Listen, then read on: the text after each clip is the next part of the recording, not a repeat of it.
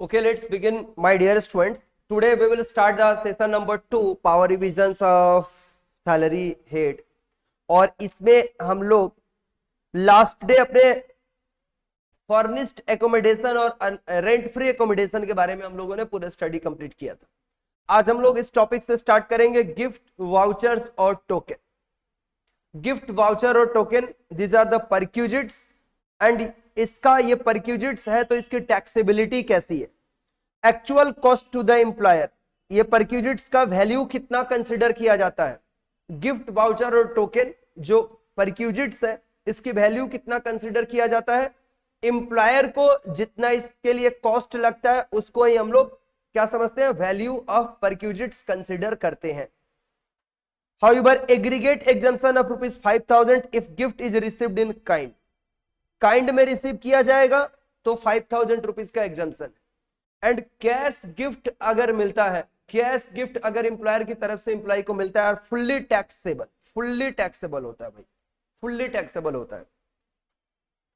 Payment और reimbursement of telephone और mobile bill, ये परक्यूजिट्स है.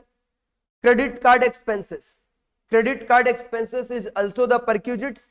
Expense of employer minus expense for official purpose.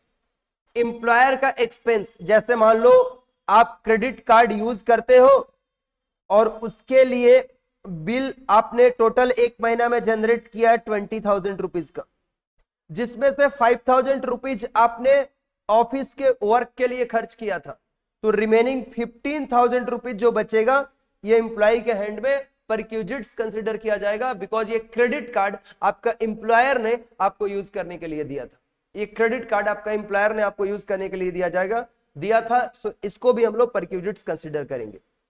Free domestic servant आपको देता है अगर एम्प्लॉयर, ये भी परक्यूजिट्स है. और इसका वैल्यू कितना लिया जाता है, कॉस्ट टू एम्प्लॉयर, यानी एम्प्लॉयर उस सर्वेंट को जितना सैलरी देता होगा, वह सर्वेंट जो आपके घर पे रखा गया है एम्प्लॉयर की तरफ से, उसको एम्प्लॉयर जितना सैलरी देता होगा वही सैलरी आपके लिए परक्यूजिट्स कंसिडर किया जाएगा. मतलब जो मेन एम्प्लॉय होगा जिसके घर पे वह सर्वेंट को दिया गया होगा वर्क के लिए, वह एम्प्लॉय के हैंड में परक्यूजिट्स कंसिडर किया जाएगा उस सर्वेंट का salary. Then gardener, salary of gardener और expenses on maintenance of garden is also a perquisites. फिर इसके बाद से गैस, इलेक्ट्रिसिटी और water supply is also a perquisites. और इसका वैल्यू कितना लिया जाता है, कॉस्ट टू एम्प्लॉयर, एम्प्लॉयर को जितना रुपया कॉस्ट लगता है ना गैस, इलेक्ट्रिसिटी और वाटर सप्लाई करने के लिए, that cost is considered as the value of the perquisites. इसको हम लोग वैल्यू ऑफ परक्यूजिट्स कंसीडर करते हैं. फिर नेक्स्ट पॉइंट आप लोगों का क्या है, इंटरेस्ट फ्री लोन और concessional loan. Interest free loan या कंसेशनल लोन, अगर कोई एम्प्लॉय को, अगर किसी एम्प्लॉय को एम्प्लॉयर की तरफ से इंटरेस्ट फ्री लोन मिलता है, या फिर ऐसा लोन मिलता है जो कि कंसेशनल रेट से मिलता है, कंसेशनल रेट से, देन यहां पर क्या टैक्सेबल होगा. देखिए एसबीआई रेट से, फॉर एग्जांपल एसबीआई का रेट है मान लो 8% और उसको मिलता है 3% रेट पे, तो जो डिफरेंस रेट होगा यानी 5% into outstanding monthly balance of loan, उसको हम लोग इंटरेस्ट फ्री लोन को परक्यूजिट्स का वैल्यू समझेंगे. अगर लोन 20,000 या 20,000 से बिलो रहता है तब इसको हम लोग परक्यूजिट्स कंसिडर नहीं करते हैं. अगर एम्प्लॉय अपने एम्प्लॉयर से 20,000 या बिलो 20,000 रुपीज का लोन लेता है तो इसको हम लोग परक्यूजिट्स कंसिडर नहीं करते हैं. क्लियर है मेरी बात ना. Loan is given for treatment of prescribed disease if claim received such claim amount equal to perquisites. अगर कोई प्रिस्क्राइब्ड डिजीज है और इसके ट्रीटमेंट के लिए लोन एम्प्लॉयर ने दिया है और बाद में आपने उसका मेडिक्लेम करा के रखा था, उसका क्लेम आपको मिल गया, तो वह क्लेम का अमाउंट को ही वैल्यू ऑफ परक्यूजिट्स कंसीडर किया जाएगा. क्लेम के अमाउंट को वैल्यू ऑफ परक्यूजिट्स कंसीडर किया जाएगा. नेक्स्ट पॉइंट देखिए आप लोगों का क्या है यहां पर,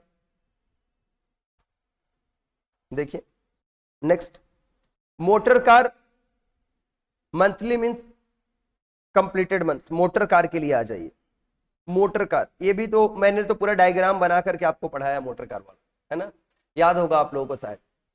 यहां पे मोटर कार इज ओन्ड और hired by employer, motor car is owned और हायर्ड बाय द एम्प्लॉयर, और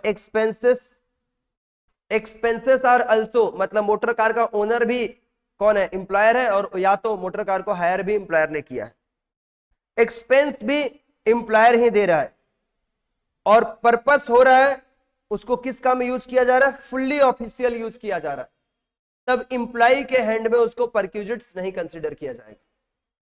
भाई पूरा का पूरा ऑफिशियल यूज में एम्प्लॉय लेकर के उसको आता है, तब इसको हम लोग परक्यूजिट्स कंसीडर नहीं करेंगे। दूसरा, कार इज ओन्ड और hired by the employer and expenses are made by the employer, और फुल्ली पर्सनल यूज करता है एम्प्लॉय उसको फुल्ली पर्सनल यूज करता है, then actual expenditure on car made by the employer plus salary of driver, ये दोनों मिला करके वैल्यू ऑफ परक्यूजिट्स कंसीडर किया जाता है। कार भी एम्प्लॉयर का, उसको मेंटेन भी एम्प्लॉयर करता है, और यूज कौन करता है, फुल्ली पर्सनल पर्पस के लिए यूज करता है employ. Then actual expenditure on the car plus salary of the driver both will be taxable in hands of employ as perquisites. Clear है? और depreciation at the rate of 10% on actual cost और rent होता है। अगर employ की तरफ से कुछ एक्सपेंसेस रिकवर हो रहा है तो उसको माइनस किया जाएगा।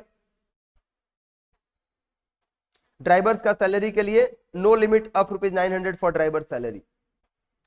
इसके बाद दूसरा सिचुएशन है हमारा, कार इज ओन्ड और hired by employer, maintain by the employer and partly use for office and partly use for personal purpose. Then we look into the matters कि कार की जो कैपेसिटी है, यही ज्यादा पूछता है, ज्यादा इंपॉर्टेंट है ये वाला। अगर कार की कैपेसिटी लेस देन और इक्वल टू 1600 सीसी है, then taxable perquisites in the hands of employ कितना लिया जाएगा, taxable perquisites in the hands of employ लिया जाएगा 1800 पर मंथ और 900 per month for driver salary, यानी 2700 पर मंथ। याद रहेगा आप लोगों को, याद रहेगा क्या आप लोगों को?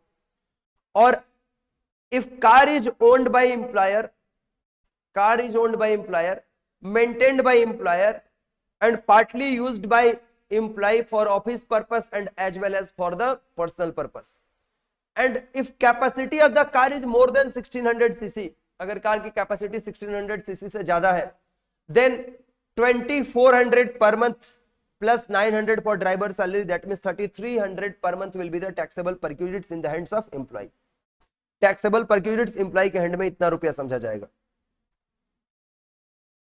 एक्सपेंसेस अगर एम्प्लॉय की तरफ से कुछ रिकवर होगा तो उसको माइनस किया जाएगा,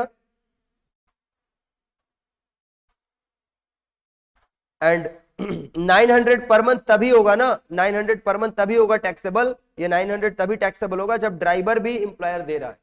अगर ड्राइवर नहीं दिया, एम्प्लॉय को सिर्फ गाड़ी दिया और एम्प्लॉय गाड़ी को खुद सेल्फ ड्राइव करता है, तब 900 रुपीज पर मंथ टैक्सेबल नहीं होगा, ये बच जाएगा। ठीक है ना, ये 900 पर मंथ तब टैक्सेबल नहीं होगा, ये अमाउंट आपका बच जाएगा। इसके बाद देखिए भाई मेरे बच्चों, इसके बाद यहां पे मेडिकल फैसिलिटीज, मेडिकल फैसिलिटीज वाले पॉइंट पे आ जाइए। Medical facilities in India, employer के हॉस्पिटल में है, गवर्नमेंट हॉस्पिटल है, या private hospital on recommendation of the employer है, या hospital approved by the chief commissioner of the income tax है।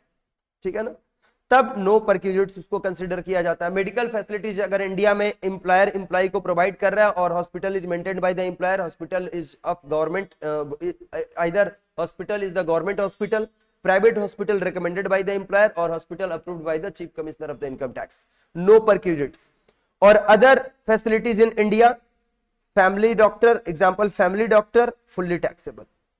मेडिकल फैसिलिटीज, फैमिली डॉक्टर से आप अपना इलाज कराओगे, फुल्ली टैक्सेबल होगा, फुल्ली टैक्सेबल होगा भाई, फुल्ली टैक्सेबल होगा। जितना रुपया का इलाज का पैसा एम्प्लॉयर देगा, आप फैमिली डॉक्टर से ट्रीटमेंट करा रहे हो, एम्प्लॉयर बोला ठीक है आपको ठीक होना है, आपका फैमिली मेंबर में कोई अगर है, आपकी वाइफ है, वो फैमिली डॉक्टर से इलाज करा रही है अपना, जितना पैसा होगा हम देंगे, आप हमारे काम अच्छे से कीजिए, एम्प्लॉयर एम्प्लॉय को बोल रहा है। लेकिन वो टोटल पैसा दे तो रहा है, लेकिन all will be the fully taxable, all will be the fully taxable, ये पूरा का पूरा फुल्ली टैक्सेबल होगा भाई। पूरा फुल्ली टैक्सेबल होगा। देन आफ्टर अगला पॉइंट आपका है मेडिकल फैसिलिटीज आउटसाइड इंडिया। इस बार भारत के बाहर चलो, आउटसाइड इंडिया लेके चलते हैं आपको। Outside India treatment exempted up to permitted by RBI. RBI जितना रुपया तक परमिट करता है उतना तक एग्जम्प्टेड है। और टैक्सेबल क्या होगा? कॉस्ट ऑफ स्टे, ये दोनों के लिए treatment plus cost of stay, treatment plus cost of stay. जितना खर्च हुआ, से फॉर एग्जांपल आपका टोटल खर्च हुआ 5 लाख रुपया और इसको total permitted by RBI, RBI की तरफ से परमिटेड अमाउंट कितना होता है? कोई बताएगा हमें? आरबीआई की तरफ से परमिटेड अमाउंट इसमें कितना रुपए का होता है? कैन एनीवन से, कोई भी एक बच्चा बता सकता है क्या आरबीआई की तरफ से परमिटेड अमाउंट कितना होता है? जल्दी बोलो भाई, जल्दी बोलो, कोई तो बोलो।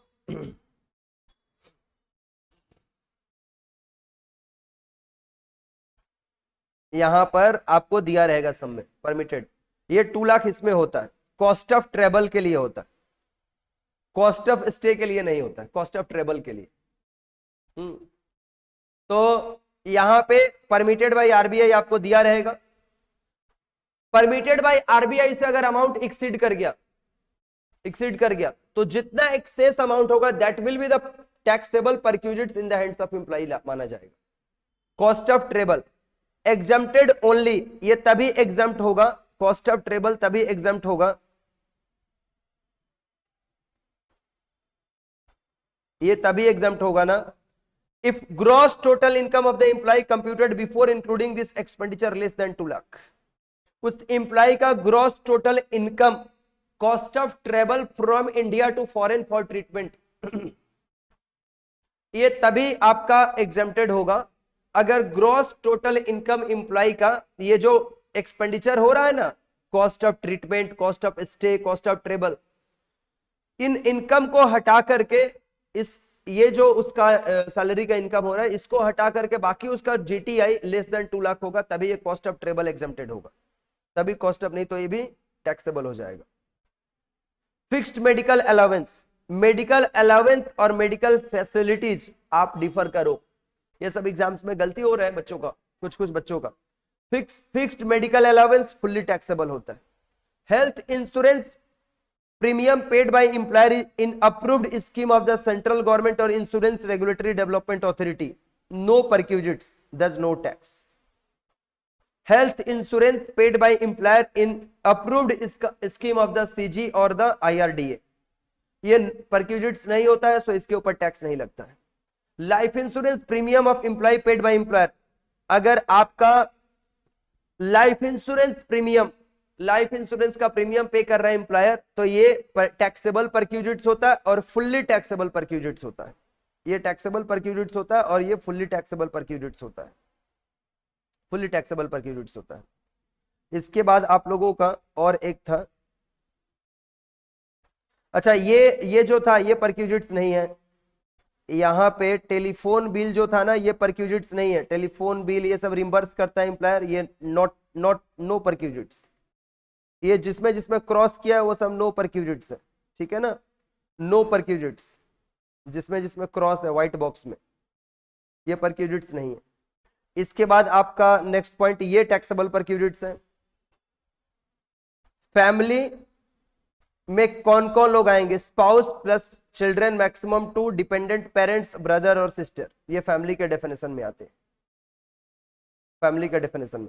अच्छा इसका तो अभी रह गया ना थोड़ा सा, इसको भी पूरा खत्म कर लो भाई, इसका थोड़ा रह गया है। हम लोग सिर्फ एम्प्लॉयर का कार्य मेंटेन भी एम्प्लॉयर कर रहा है, ये टॉपिक हमने पढ़ा। एम्प्लॉय भी तो मेंटेन करता है, 2 चार्ट आपको बनवाए गए थे, 2 चार्ट, इसको भी देख लो भाई। एम्प्लॉयर का कार है maintained by the employ, car is owned by the employer, car is hired by the employer, but this is maintained by the employee and partly used by the employer or employee। Engine capacity less then है, यहां पर maintain तो employ कर रहा है ना, तो इस समय टैक्सेबिलिटी 600 और 900 होता है अगर ड्राइवर प्रोवाइडेड है तो, और अगर 1600 से ज्यादा कैपेसिटी है तो 900 प्लस 900 1800 पर मंथ होता है। ये भी देख लो, इम्प्लायर का इम्प्लाई का कार है, ओन्ड इम्प्लायर कर मतलब maintained, owned owned by imply है, मेंटेन्ड बाय इम्प्लायर, और partly use for office and partly use for personal purpose. Engine capacity less than 1600 CC 1800 plus 900, more than 1600 CC 2400 plus 900। ये पूरा याद रखना पड़ेगा। फिर इसके बाद नेक्स्ट पॉइंट आपका देखिए, car is owned by employer, maintained by employ और फुल्ली पर्सनल यूज करेगा, फुल्ली पर्सनल यूज करेगा तो खाली डेप्रिसिएशन का कॉस्ट तब लगेगा 10% per annum on actual cost of the car, क्योंकि एम्प्लॉय पूरा मेंटेन कर रहा है और एम्प्लॉयर का कार है और वो पूरा का पूरा पर्सनल यूज करता है, तो जितना रुपया डेप्रिसिएशन एवरी ईयर का होगा कार का, वही एम्प्लॉय के हैंड में टैक्सेबल होगा, यानी 10% of the actual cost of the car, 10% of the actual cost of the car. Bike of employ, bike of the employ, employ का बाइक है, एम्प्लॉयर मेंटेन करता है, पार्टली यूज फॉर ऑफिस और partly use for personal purpose, then expenditure by the employ minus 900 per month. ये भी आप लिख लो, important. Bike किसका है? बाइक ऑफ एम्प्लॉय का, बाइक खुद का अपना है, एम्प्लॉयर उसको मेंटेन करता है, मतलब उसके जो भी खर्चे लगते हैं ये सब एम्प्लॉयर देता है, पार्टली ऑफिस और पार्टली पर्सनल पर्पस में यूज होता है। Then expenditure done by the employer total on the maintenance minus ₹900 per month, ये होगा 900 पर मंथ, बिकॉज वो चलाता कौन है? 900 पर मंथ उसको चलाता कौन है भाई? खुद वो एम्प्लॉय ड्राइव करता है बाइक को, उसके लिए ड्राइवर थोड़े ना रखेगा, इसलिए 900 पर मंथ ये माइनस हो जाता है। ठीक है, ये देखो, if car are given, if two cars are given for partly official or partly personal purpose, only one car is valued as partly official or partly personal, second car valued as the personal purpose। और अगर personal purpose के लिए हो जाएगा तब ये क्या हो जाएगा? 10% ऑफ द ओरिजिनल कॉस्ट। वो डिपेंड करता है ना कि कौन मेंटेन कर रहा है, कौन उसको ये चला रहा है। और हाई कोर्ट और सुप्रीम कोर्ट के लिए ये फैसिलिटीज प्रोवाइड किया जाता है, तो फुल्ली एग्जम्प्टेड। एक बार दोबारा से इसको रिपीट कर लो आप लोग, दोबारा से कार फैसिलिटीज को ध्यान से देख लो। कार फैसिलिटीज मैं दोबारा से रिपीट कर देता हूं। Car owned by the employer, एक बार आप भी बोल बोल के रिपीट कर लो, बोल बोल के अपने साथ, मेरे साथ। Car is owned by the employer, expenses are met by the employer, use for the office purpose, fully official purpose, no perquisites, पूरा का पूरा ऑफिस के काम में यूज करता है तो कोई भी टैक्सेबिलिटी नहीं होगा। Car is owned by the employer and expenses maintained by the employer, fully personal use, actual expenditure of the car, मतलब जितना भी खर्चा लगेगा एम्प्लॉयर खर्चा भी कर रहा है, plus salary of the drivers, और फिर depreciation at the rate of 10% per annum on the actual cost या रेंट उसका, क्योंकि एक्सपेंडिचर भी एम्प्लॉयर कर रहा है और कार भी एम्प्लॉयर का है, तो 10% depreciation of the actual cost आएगा, या अगर रेंट पे ले रखा है कार तो रेंट आएगा, plus actual expenditure on maintaining ये भी आएगा, plus salary of the drivers if drivers is provided, driver provided होगा तो। इसके बाद आपका car is owned by the employer, maintained by the employer और पार्टली यूज और पार्टली ऑफिस, तो ये हो जाएगा आपका 1800 प्लस 900 2700 पर मंथ, और लेस आपका 3300 पर मंथ। नेक्स्ट पेज में आ जाओ। Car is owned by the employer, maintained by the employ and partly used for office, 600 900 900 900 याद रहेगा आपको। car is owned by the employee, maintained by the employer, partly used for office purpose, partly used or used for the personal purpose, then 1800, वो ये वाला same है पूरा, ये वाला पूरा सेम है। एंड देन अगर एम्प्लॉयर का कार है, मेंटेन एम्प्लॉय करता है, फुल्ली पर्सनल पर्पस में यूज करता है, तब ऐसे सिचुएशन में मेंटेन का खर्चा तो वो खुद दे रहा है एम्प्लॉय, तो सिर्फ उसका डेप्रिसिएशन ही आएगा ना, रेंट पे ले रखा है तो rent charge of the car, और अगर खुद एम्प्लॉयर का है तो 10% of the original cost of the car. Bike का मैंने समझा ही दिया आपको। ये क्लियर है क्या बच्चों? कार वाला क्लियर है क्या? जल्दी बोलो, कार वाला सबको क्लियर हो गया है क्या? बोलो, कार वाला सबको क्लियर है क्या? जल्दी बोलना है, कार वाला क्लियर है क्या? सर 900 वाला एक बार बोलिए, 900 वाला कौन सा बेटा? लास्ट वाला क्या? बाइक वाला क्या? 900 पर मंथ यहां पर क्यों माइनस हो रहा है ये बोलना है क्या? 900 पर मंथ ये क्यों माइनस हो रहा है ये बोलना है क्या? कौन सा पॉइंट में? इसमें नंबरिंग दिया हुआ है 1 2 3 4 5 6, किस में? एकदम मैं शुरू से एक बार सामने रख रहा हूं, 1 में, 2 में, 3 में, 4 में, किस में बोलना है? बताओ बच्चों। अच्छा यहां पर 900।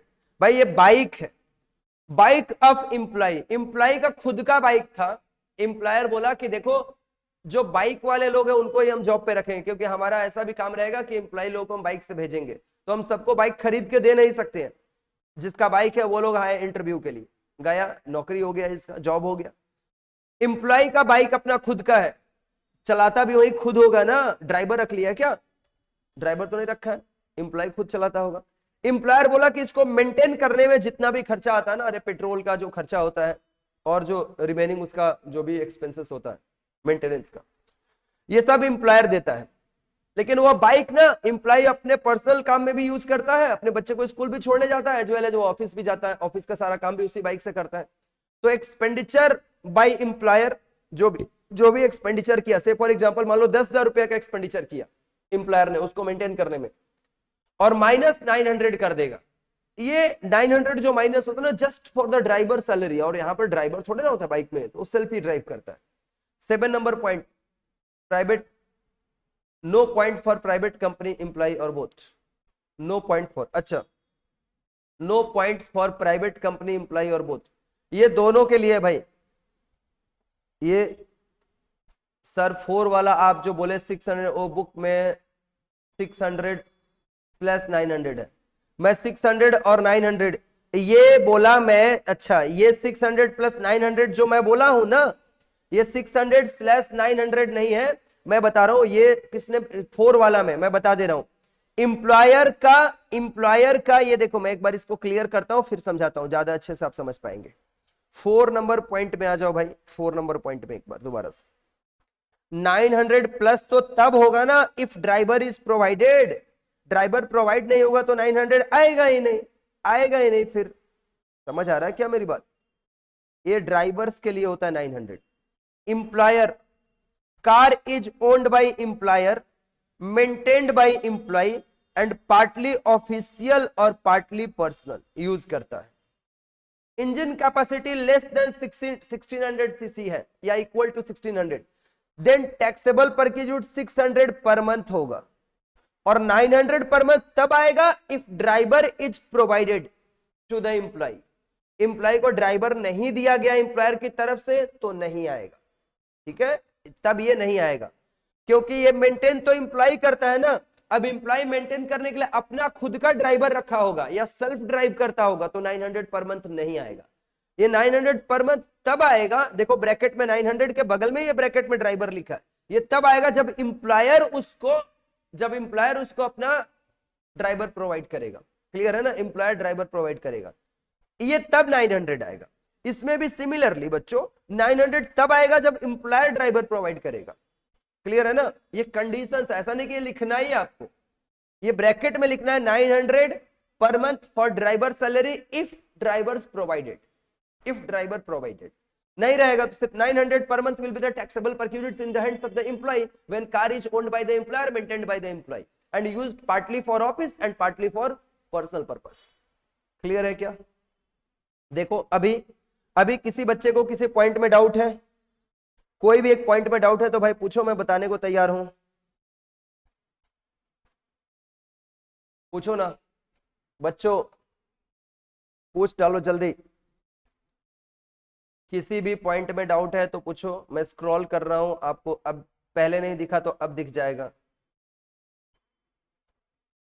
दूसरे कोई बच्चों को, भाई इतने सारे लोग क्लासेस देख रहे हो, इतने सारे लोगों, बाकी लोग का कुछ भी डाउट नहीं है, समझ नहीं रहे हो या डाउट नहीं है, कुछ मैसेज भी नहीं कर रहे हो, कम से कम इतना मैसेज तो करके बता ही सकते हो। गलत बात है ये, एकदम गलत बात है। क्लियर है हुआ कि नहीं हुआ, डाउट है कि नहीं है, ये बताना है जल्दी से, जल्दी बताओ भाई।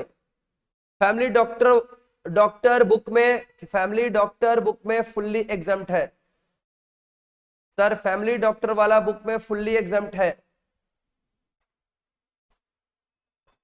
बुक में फुल्ली एग्जम्प्ट है। अभी मेरे को आप इमेज भेज दो कहां पे फुल्ली एग्जम्प्ट है, मैं देख लूं एक बार जल्दी से मेरे को भेज दो फैमिली, अभी तुरंत तुरंत भेजो मेरे को इमेज।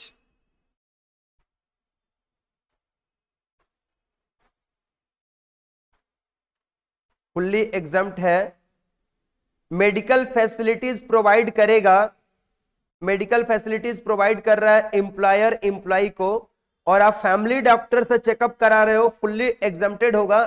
ऐसा नहीं हो सकता। जल्दी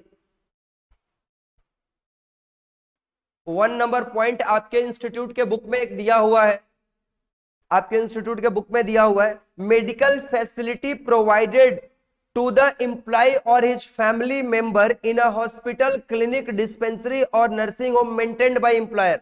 वो ये वाला है बेटे, एम्प्लॉयर हॉस्पिटल। उस पॉइंट का मतलब ये हुआ, पहला नंबर पॉइंट का मतलब ये हुआ। क्लियर है? 3 नंबर पॉइंट में भी आपको दिखाई दिया। 3 नंबर पॉइंट क्या बोलता है? Payment reimbursement by employer of medical expenses incurred by an employee on himself or his family member which is approved by the CCIT for the prescribed disease। prescribed disease के लिए होगा। prescribed disease का मतलब होता है cancer, TB, AIDS. Cancer, TB, AIDS का अगर आप इलाज कोई कराता है ना, ये फुल्ली एग्जेम्प्टेड है। मतलब आपने पहले कैंसर, टीबी, एड्स आपके फैमिली मेंबर में किसी को हुआ है, फैमिली मेंबर में कौन कौन आता है बताया गया आपको, तो उसका आप इलाज करा रहे हो, और फिर बाद में आपको एम्प्लॉयर उसके लिए पैसा देता है प्रिस्क्राइब डिजीज के लिए। बहुत सिंपल है, मैं तो क्लियर कर रहा हूं, ध्यान से सुनो, कंफ्यूजिंग बिल्कुल नहीं है। पहला पॉइंट है ना कि अगर हॉस्पिटल एम्प्लॉयर का खुद का है, वहां जाकर के आप इलाज करा रहे हो, एम्प्लॉयर हॉस्पिटल। पहला पॉइंट का मतलब है medical facility provided to employee और his family member in a hospital maintained by, hospital, clinic, dispensary, कुछ भी मेंटेन्ड बाय एम्प्लॉयर, यानी हॉस्पिटल एम्प्लॉयर का हॉस्पिटल। एम्प्लॉयर का हॉस्पिटल में आप जाके इलाज कराओगे, फुल्ली एग्जेम्प्टेड है, नो परक्यूजिट्स उसको कंसीडर किया जाएगा। और तीसरा नंबर पॉइंट बोल रहा है ना, रिम्बर्समेंट का मतलब क्या है? आपने पहले अपना एड्स, कैंसर, टीबी किसी को हुआ है, तो आपने पहले इलाज कराया किसी हॉस्पिटल में, किसी भी हॉस्पिटल में, तब बोलता है ना भाई एम्प्लॉयर, तब बोलता है कि आप किसी भी हॉस्पिटल में इलाज करा लो, अपना ट्रीटमेंट कर लो, एंड देन आफ्टर आप हमारे पास बिल लेकर आओ, हम उसका पेमेंट कर देंगे। आप बिल लेके जाते हो, पेमेंट कर देता, तब ये एग्जेम्प्टेड होगा। तो डिजीज प्रिस्क्राइब्ड है ना। मान लीजिए आपको ये तीनों में से कोई डिजीज नहीं हुआ, आपको नॉर्मल कोई छोटा मोटा बीमारी हुआ है, आप जाके प्राइवेट क्लिनिक में जाकर के इलाज करा रहे हो, दूर दराज में, घर पे डॉक्टर बुला करके आप इलाज करा रहे हो, ऐसा हो सकता है, तब तो ये फुल्ली टैक्सेबल होगा ना। प्रिस्क्राइब डिजीज होगा तब फुल्ली एग्जेम्प्टेड होगा, और वो भी रिम्बर्समेंट होगा। तो पॉइंट नंबर 3 मेरे सामने है, अभी मैं डिवाइस पे पढ़ के आपको बता रहा हूं। पेमेंट और रिम्बर्समेंट दोनों ही, मतलब डायरेक्टली आप बोलता है ना कि जाके कैंसर हो गया क्या तुझे, तेरे बीबी को कैंसर हो गया क्या, एम्प्लॉयर बोला एम्प्लॉय को कि तेरे बीबी को कैंसर हो गया क्या, ठीक है ले जाओ उसको कोई भी हॉस्पिटल में इलाज करा ले, प्राइवेट हॉस्पिटल में करा ले, कोई दिक्कत नहीं, मैं पेमेंट करूंगा, बिल बता देना। एम्प्लॉयर ने बिल का पेमेंट कर दिया, लेकिन डिजीज तो प्रिस्क्राइब्ड है ना, डिजीज देखो प्रिस्क्राइब डिजीज है। समझ आ रहा है क्या मेरी बात? क्लियर है? लेकिन अगर ऐसा प्रिस्क्राइब डिजीज नहीं हो, देखो medical expenses incurred by employee on himself और his family in hospital which is approved by CCIT for the prescribe disease underline. अभी कंफ्यूजन है तो फिर क्या बोल सकता हूं मैं, ये पूरा बोल दिया विच इज वो हॉस्पिटल, और वो भी बोला है कि hospital approved by chief commissioner of the, hospital approved by the chief commissioner of the income tax, chief commissioner of the income tax for prescribe disease. वो भी ये प्रिस्क्राइब डिजीज के लिए, यहां पर आप लिख लो prescribed disease, TB, cancer, AIDS, ये सब आता है, तब जाकर के ये फुल नो परक्यूजिट्स इसको कंसीडर किया जाता है। इंग्लिश पढ़ने में दिक्कत नहीं होना चाहिए। ये आपको मान लो छोटा मोटा कोई ऑपरेशन कराना है, और फिर आप फैमिली डॉक्टर को बुला के कराओगे, प्राइवेट किसी क्लिनिक में जाकर कराओगे, एम्प्लॉयर दे देगा पैसा, लेकिन टैक्सेबल हो जाएगा। समझ में आ रहा है ना, टैक्सेबल परक्यूजिट्स उसको कंसीडर किया जाएगा। और कोई डाउट है बच्चों? भाई डाउट होने से पहले ही पूछ लो। अभी मैं इसमें आ जाऊं, इसको खत्म करना है अभी, इसमें अभी थोड़ा सा और है भाई। Facilities of high court supreme court जजेस, हाई कोर्ट सुप्रीम कोर्ट, इस पेज के बाद इस पेज में है। हाई कोर्ट, सुप्रीम कोर्ट जजेस, chairman, members of UPSC not taxable होता है।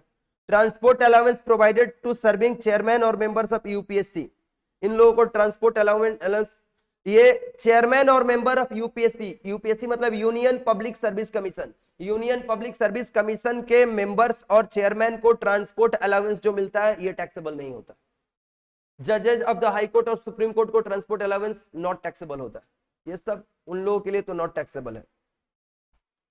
नए रूल्स बहुत सारा नहीं है, इसीलिए तो मैं रिवीजन करा रहा हूं। मैं तो बोला हूं ना, ओपन टू ऑल है मेरे बच्चों। आपको कहीं पे भी कोई भी कंफ्यूजन होता है तो आप मेरे पास लेकर के आओ। पहला बात तो आपके पास अनलिमिटेड वॉच के साथ लेक्चर्स डाला हुआ है, तो आप पहले फिर से उसको निकाल के देखो कि सर ने क्या बोल के समझाया है। फिर भी कंफ्यूजन है, मेरे पास आप लेके आओ कि सर ये वाला फिर से एक्सप्लेन करो, और मैं अभी एक्सप्लेन करूं। जैसे आपने अभी इमेज भेजा तो मैंने अभी ऑन द स्पॉट क्लियर किया ना कि कहां आप मिस्टेक कर रहे हो। वो पूरा लाइन कैसे लिखा है, एम्प्लॉयर का हॉस्पिटल, एम्प्लॉयर बोला कैंसर हो गया क्या तेरे को, टीबी हो गया, जा कहीं भी प्राइवेट में इलाज करा ले, ऐसे हॉस्पिटल में करा जो कि अप्रूव्ड बाय द सीसीआईटी है, अप्रूव्ड बाय द सीसीआईटी है, वैसे हॉस्पिटल में इलाज करा, तब वह एग्जेम्प्टेड होगा। प्राइवेट जगह पे कराओगे तो टैक्सेबल हो जाएगा। ठीक है भाई। और कोई क्वेश्चन है आपके मन में बच्चों, आपके मन में और कोई क्वेश्चन है? इतने लोग हो भाई, सभी लोग क्वेश्चन कर सकते हो। नहीं है सवाल? मैं फ्री एडुकेशन में आ जाऊं। फ्री एडुकेशन में देखो, training of employees not taxable. अगर एम्प्लॉय को ट्रेनिंग दिया जा रहा है, ट्रेनिंग की फैसिलिटीज प्रोवाइड किया जा रहा है, वर्क से related training not taxable. Education to family members, family members को एडुकेशन दिया जा रहा है, free education facilities by the employer, fully taxable.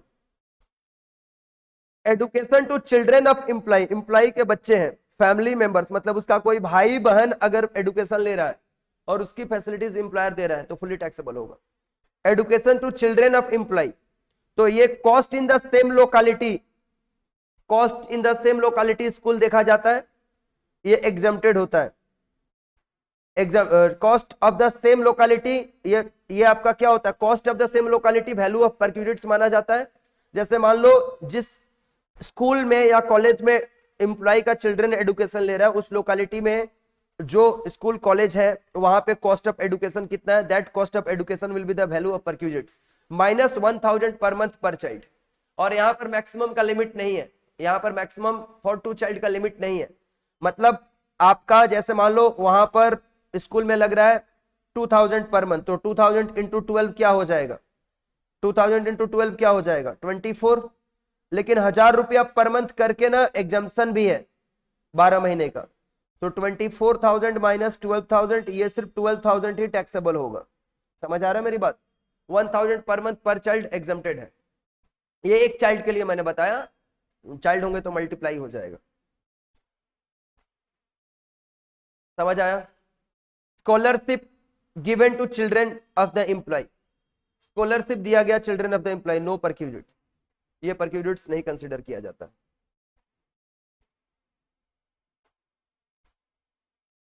Next, free और concessional food and non alcoholic beverages, meal provided in office, perquisites कितना माना जाता है, cost of employer in excess of ₹50 minus amount recovered. 50 रुपया से एक्सेस जो cost लगता है, 50 रुपया से एक्सेस जो कॉस्ट लगता है, cost of employer in excess of ₹50, 50 rupees से अबव जो कॉस्ट लगता है। जैसे मान लो एम्प्लॉयर का कॉस्ट लगता है 120 रुपीज इन एक्सेस ऑफ 50, 50 रुपया से अबव 120 रुपीज लग रहा है, 50 रुपया तक एग्जाम है, 50 के अबव 120 लग रहा है, और एम्प्लॉय के तरफ से रिकवर हुआ उसमें से 40 रुपीज, तो 80 रुपीज विल बी टैक्सेबल। मतलब टोटल फूड का दाम कितना था, 120 प्लस 50 170 था, मील का प्राइस था 170, जिसमें से 50 रुपीज तो पहले ही एग्जाम्प्ट है, तो 120 और उसमें से एम्प्लॉय बोला कि 40 रुपीज हम देते हैं, तो 80 rupees will be taxable, meal provided in the office अगर होगा तो। टी और snacks provided during working hours, no perquisites, no perquisites. अगर एम्प्लॉयर एम्प्लॉय को टी और स्नैक्स देता है वर्किंग आवर्स में, नो परक्यूजिट्स, इसको परक्यूजिट्स नहीं कंसीडर किया जाता है। क्लियर है? इसके बाद से perquisites in case of sweat equity shares और ESOP, perquisites in case of sweat equity shares और Aesop. Fair market value on exercise date minus amount paid by the employ. Perquisites का वैल्यू क्या होगा? Fair market value as on the date of exercise date. ये exercise date भी आपको accounts में बताया गया है। Fair market value as on the exercise date minus amount paid by the employ. और किस ईयर में टैक्सेबल होगा? Taxable in allotment, in the year of allotment of share, उस ईयर में टैक्सेबल होगा। Employ is an official tour, ये देखो, ये देखो भाई, employ is on official tour, he takes his family members with him, perquisites कितना रुपया होगा? एम्प्लॉय कोई ऑफिशियल टूर पे जा रहा है, एम्प्लॉय कोई ऑफिशियल टूर पे जा रहा है, से फॉर एग्जांपल कंपनी के काम से वह यूएसए जा रहा है, अपने वाइफ को भी साथ लेकर के गया, तो टैक्सेबल परक्यूजिट्स कितना लिया जाएगा? Expenditure incurred for such family members. Employ official tour के लिए यूएसए गया, उसका फ्री है, उसका बोला फ्री, लेकिन उसकी वाइफ भी साथ में जा रही थी, कंपनी बोला ठीक है हम खर्चा उठा लेंगे, ले जाओ, और लेके वाइफ को गया, लेकिन वाइफ के लिए जितना कंपनी खर्च करेगा ना, that will be taxable perquisites in hands of employ, that will be taxable perquisites in hands of employ. Clear है? और कोई ऑफिशियल टूर पे गया है एम्प्लॉय, और वह अगर बाद में एज अ वैकेशन एक्सटेंड हो गया, देन क्या हो जाएगा? जैसे मान लो 7 डेज के लिए गया था, 7 डेज के लिए दुबई गया, 7 डेज के लिए दुबई गया एम्प्लॉय ऑफिशियल काम से, और वहां जाकर के उसको बहुत अच्छा लगने लगा, बोला 10 दिन और एक्सटेंशन चाहिए मेरे को, वैकेशन चाहिए। कंपनी बोला ठीक है दे देंगे। पैसा लेकर गया है क्या तुम? बोला कुछ नहीं, आप तो हो ना, आप ही तो भेजे हो। तो 10 दिन जो एक्स्ट्रा डेज वहां रह के आएगा ना, और उसके लिए कंपनी जो खर्च करेगा, that will be taxable perquisites. Extended period के लिए जो भी एक्सपेंडिचर कंपनी करेगा, आइदर उसके लिए करे या उसके एम्प्लॉय के लिए करे, या एम्प्लॉय के फैमिली मेंबर के साथ में हो तो उसके लिए करे, दोनों वाला कंसिडर किया जाएगा। एक्सटेंडेड पीरियड, बोला 7 डेज के लिए हम तुमको ऑफिस के काम से भेजे थे, एक्स्ट्रा डेज तुम वहां पे रह रहे हो, ये सारा का सारा मनी तो हम खर्च करेंगे, लेकिन ये सब तुम्हारे लिए टैक्सेबल परक्यूजिट्स कंसिडर किया जाएगा। क्लियर है क्या? बोलो बच्चों, जल्दी बताओगे, क्लियर है क्या ये?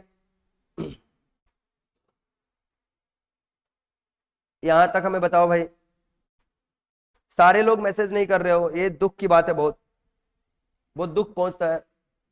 बाकी लोगों को क्लियर नहीं है क्या?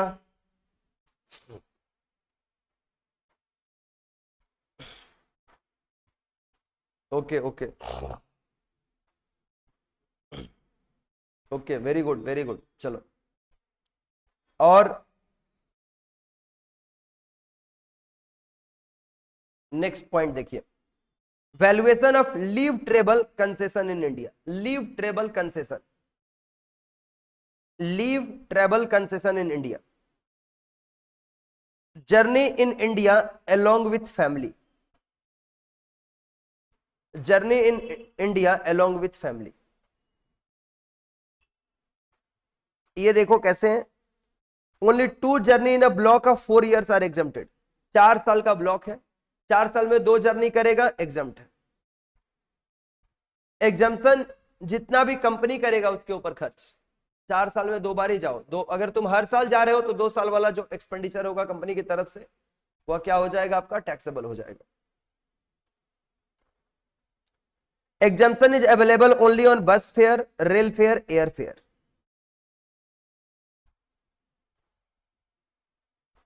कैरी फॉरवर्ड कैसे हो सकता है? One exemption can be carried forward in the first calendar year of next block. जैसे 4 ईयर का ब्लॉक है, एक ठो 4 ईयर का एक ब्लॉक है, मैं समझाता हूं आपको एग्जांपल देकर के। 4 ईयर का एक ब्लॉक है, मान लो 4 ईयर का एक ब्लॉक है। जैसे मान लो यहां पर मैं समझाता हूं, 18, 19, 19, 20, 20, 21, 21, 22। इसमें 2 साल अगर वो घूमने गया इस ईयर में, इस ईयर में, तो ये पूरा का पूरा क्या है? एग्जम्प्टेड है। लेकिन वह 1 ईयर घूमने गया लास्ट ईयर, साल 4 साल के ब्लॉक में बस इंप्लॉय एक बार घूमने गया, लेकिन 2 बार वह क्या कर सकता है, घूमने जा सकता है। तो अगला बार जब फिर 4 साल का ब्लॉक शुरू होगा उसका 22, 23, 23, 24, 25, 26, 26, 27, तो जो इस ईयर का ब्लॉक में वो 4 साल में एक ही बार गया था घूमने, 1 साल का वो अपना बचा के रखा था, तो बोलता है नेक्स्ट ब्लॉक के फर्स्ट ईयर में ही उसको यूज कर लो। मतलब वो कैसे प्लान करेगा, नेक्स्ट ईयर के पिछला ब्लॉक का एक बचा हुआ है उसके पास, वो नेक्स्ट ईयर के ब्लॉक में जाके घूम के आएगा, एक्सपेंडिचर कंपनी करेगा, नो परक्यूजिट्स, फिर 1 साल गैप दे देगा, फिर बोलेगा अभी तो इस ब्लॉक में भी 2 ठो उसको मिलेगा ना, इस ब्लॉक में भी 2 ठो मिलेगा, इस ईयर में भी घूमने जाएगा, इस ईयर में भी घूमने जाएगा, और ये दोनों ही क्या हो जाएगा, नो परक्यूजिट्स कंसिडर किया जाएगा, नो परक्यूजिट्स कंसिडर किया जाएगा। अमाउंट ऑफ एग्जाम्पशन कितना मिलेगा इसको, जर्नी बाय एयर, एयर से अगर जाएगा तो इकोनॉमी क्लास फेयर और amount spent whichever is lower, इतना एग्जाम्पशन मिलेगा उसको, बाकी टैक्सेबल होगा। जर्नी बाय ट्रेन जाएगा, जर्नी बाय ट्रेन करेगा तो first class fair, first class AC ticket का फेयर और amount spent whichever is lower. Road से अगर जाएगा और उसमें उस एरिया में अगर ट्रेन का रूट है तो first class fare by then exemption is same as 2, मतलब फर्स्ट क्लास रेलवे टिकट और amount spent whichever is lower. और अगर वह कोई रेल ऐसा जगह पे जा रहा है घूमने जहां पर रेलवे स्टेशन नहीं है और पब्लिक ट्रांसपोर्ट एग्जिस्ट करता है, तो डिलक्स बस का फेयर और अमाउंट स्पेंट, डिलक्स बस का फेयर और amount spent whichever is lower, ये अमाउंट एग्जेम्प्टेड होगा, जितना एक्सपेंडिचर होगा उसमें से एग्जेम्प्टेड होगा इतना, और बाकी टैक्सेबल हो जाएगा, बाकी टैक्सेबल हो जाएगा, बाकी टैक्सेबल होगा। इसके बाद नेक्स्ट है आप लोगों का यहाँ पे, ये तो बाद में स्टैंडर्ड डिडक्शंस बाद में देखता हूं मैं। क्लब एक्सपेंडिचर में आ जाओ आप, क्लब एक्सपेंडिचर, क्लब एक्सपेंडिचर में परक्यूजिट्स कितना लिया जाएगा, एक्सपेंडिचर इनकर्ड इंक्लूडिंग एनुअल फी, जितना भी एक्सपेंडिचर किया क्लब में एम्प्लॉयर ने एम्प्लॉय के पीछे, और minus expenditure for official purpose, official purpose के लिए अगर एक्सपेंडिचर है तो माइनस हो जाएगा। सर ऑफिशियल पर्पस में क्लब एक्सपेंडिचर क्या हो सकता है, रिफ्रेशमेंट के लिए कभी ऑफिशियल लोगों का पूरा वहां पर भेजा गया, माइनस। और एम्प्लॉय की तरफ से कुछ अमाउंट रिकवर्ड होगा, एम्प्लॉय खुद दिया है पैसे तो उसको माइनस कर दिया जाएगा, एम्प्लॉय खुद दिया तो वो टैक्सेबल थोड़े ना होगा, तो अमाउंट रिकवर्ड फ्रॉम एम्प्लॉय वाला माइनस हो जाएगा। क्लब एक्सपेंडिचर में expenditure incurred including the annual fee minus किया जाएगा उसमें से, club expenditure for official purpose, और फिर माइनस किया जाएगा उसमें से amount recovered from the employee. Expenditure in pertaining to health club sports facilities not a perquisites, health club के लिए अगर एम्प्लॉय के हेल्थ क्लब के लिए एक्सपेंडिचर कर रहा है, स्पोर्ट्स फैसिलिटीज के लिए एक्सपेंडिचर कर रहा है, तब इसको परक्यूजिट्स नहीं कंसीडर किया जाता है। Initial fees paid for acquiring such corporate membership not a perquisites, corporate membership acquire करने के लिए जो इनिशियल फी पे किया जाएगा एम्प्लॉयर की तरफ से for on behalf of employee by paid by the employer not a perquisites, इसको भी परक्यूजिट्स कंसीडर नहीं किया जाता है, इसको भी परक्यूजिट्स कंसीडर नहीं किया जाता है। इसके बाद देखिए भाई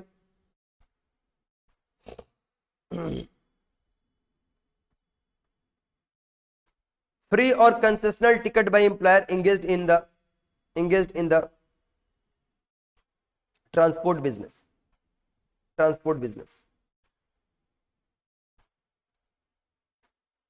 देखो फ्री और concessional ticket by employer, free और concessional ticket by employer engaged in the transport business, perquisites कितना लिया जाएगा, value at which such ticket are offered by such employer to the public, कितना लेगा, जितना एम्प्लॉयर दूसरे किसी को टिकट बेचता है, एम्प्लॉयर अगर ट्रांसपोर्ट बिजनेस ही है उसका, जितना में एम्प्लॉयर कंपनी दूसरे को टिकट बेचती है उतना ही टिकट का वैल्यू एम्प्लॉय के हैंड में भी टैक्सेबल परक्यूजिट्स कंसीडर किया जाएगा।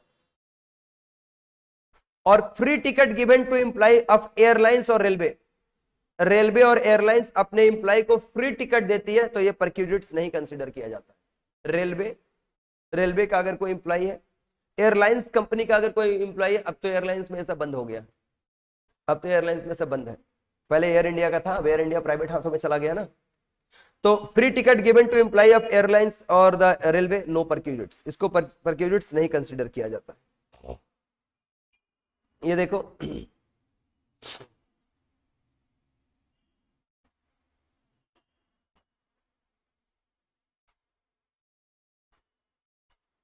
ये ओनली स्पेसिफाइड एम्प्लॉय लोगों के लिए है।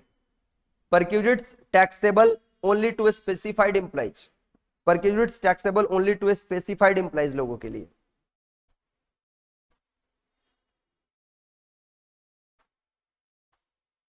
Section 17 subsection 2 clause 3, provision of sweeper, gardener, watchman और personal attendant, facilities for the use of gas, electricity, water, free और concessional tickets, use of motor car, free और concessional education facilities. Specified employees में कौन आता है? Directors आता है, substantial interest जिसका होता है वह आता है, सब्सटेंशियल इंटरेस्ट का डेफिनेशन आपको बताया गया, और सैलरी जिसका 50,000 से ज्यादा होता है एक साल में, ये लोग आते हैं। और यहां पर 50,000 रुपीज जो ये पर एनम मैंने बताया है, पर एनम होता है, ये पर मंथ नहीं। अब बोला है कि 50,000 रुपीज कैलकुलेट करने के लिए ऑल नॉन मॉनेटरी बेनिफिट को माइनस करते हैं, एग्जम्प्टेड मॉनेटरी बेनिफिट को माइनस करते हैं, और डिडक्शन अंडर सेक्शन 16 को माइनस किया जाता है, तब 50,000 को कैलकुलेट किया जाता है। एंड नेक्स्ट आपका इसमें आइए,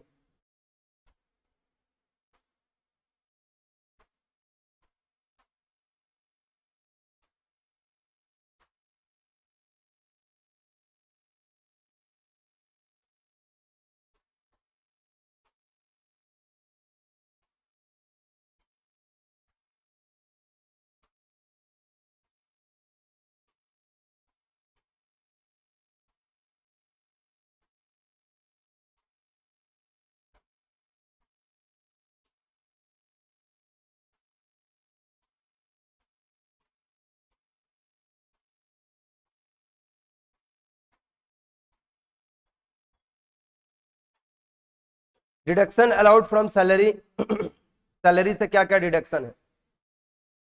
स्टैंडर्ड डिडक्शन सैलरी का भी होता है, स्टैंडर्ड डिडक्शन सैलरी में भी होता है अंडर सेक्शन 16 आईए में, क्लॉज आईए में। लोअर ऑफ द रुपीज 50,000 और salary income whichever is lower, ये स्टैंडर्ड डिडक्शन है। सैलरी हेड का टोटल इनकम कंप्यूट करते वक्त स्टैंडर्ड डिडक्शन मिलता है। Entertainment allowance only for government employee, first included in salary income and then deduction is available under section 16। सिर्फ government employee को entertainment allowance का एक जो डिडक्शन है ये सिर्फ और सिर्फ गवर्नमेंट एम्प्लॉय को अवेलेबल है। List of the following for government employ only, इनके हैंड में इंटरटेनमेंट अलाउंस मिलता है, प्राइवेट एम्प्लॉय का तो फुल्ली टैक्सेबल होता है। Entertainment allowance actually receive during the year ₹5,000 और 20% ऑफ द बेसिक सैलरी, ये हम लोग कंप्यूट करते हैं entertainment allowance. Professional tax deductible on payment basis during previous year.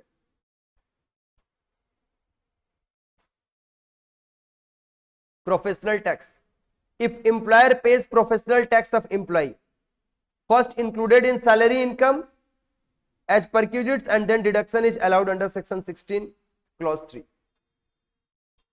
देखो भाई क्या है इसमें, अगर ये जब हम लोग प्रैक्टिकल सम्स किए हैं ना, प्रैक्टिकल सम्स अपने मेन लेक्चर्स के दौरान, तब ऐसा हम लोगों ने देखा है।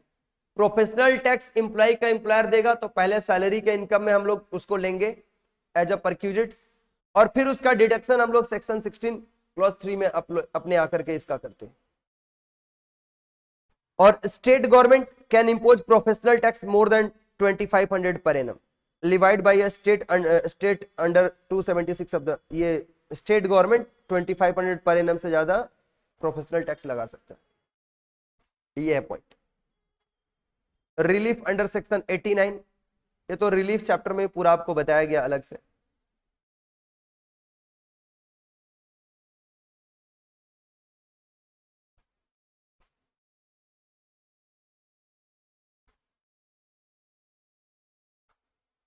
रिलीफ वाला लेक्चर्स आप लोगों को एक छोटा सा रिलीफ का लेक्चर्स मैंने कराया, उसको आप ये वाला पॉइंट आप वहीं से करोगे।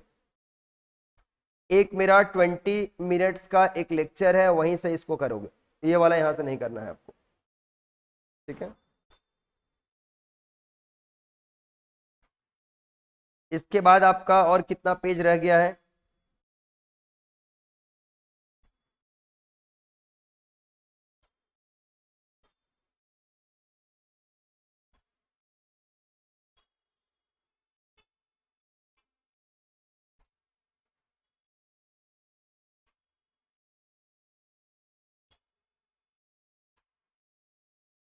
एक दिन का और रिवीजन रह गया, और उसके बाद मैं ना कुछ प्रैक्टिकल सम्स भी कराऊंगा आपको, कुछ प्रैक्टिकल सम्स भी आप लोगों को मैं कराऊंगा, ठीक है। एक दिन और रिवीजन में कराऊंगा इसको, अभी और लंबा नहीं करेंगे। चलो आज यहीं पे स्टॉप करते हैं। ओके स्टूडेंट्स, तो अगले सेशन में हम लोग इस टॉपिक को पूरा खत्म कर लेंगे। कुछ और छोटे छोटे पॉइंट्स रह गए, जैसे ग्रेचुइटी, लिव इन कैशमेंट, फिर उसके बाद से पेंशन वगैरह आपको बताना बाकी रह गया है। इसको अगली क्लास में कवर करते हैं और खत्म करते हैं। चलिए, thank you so much, bye bye, take care all of you.